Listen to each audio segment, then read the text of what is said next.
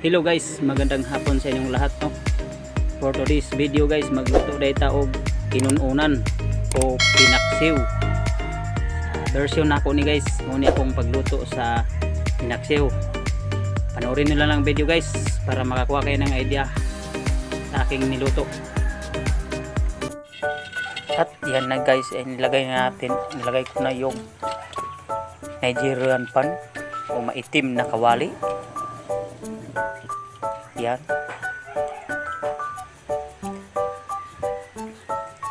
At una nating ilagay yung mantika. Kunting mantika lang guys para hindi nakakaumay. At ilagay natin yung bawang. Hindi na ako gumamit ng luya. Yung bawang ay atin lang ipapula o golden brown. At yan guys ay golden brown na. At ilagay na natin yung isda. Para rin nagpiprito pero hindi yan pirito guys. Yan ay paksiw na jigi. Paksiw na galunggong. Yan guys, dapat naka-arrange para hindi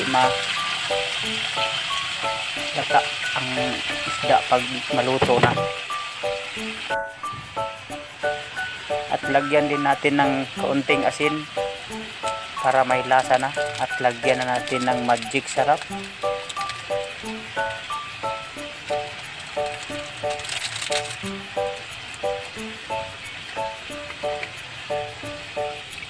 At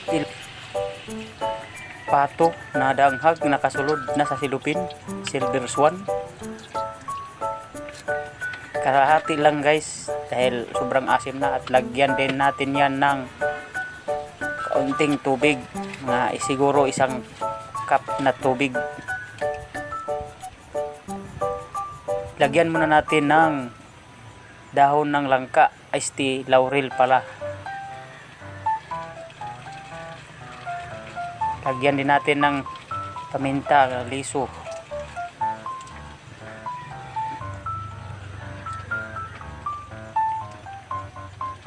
At ilagay natin yung siling haba.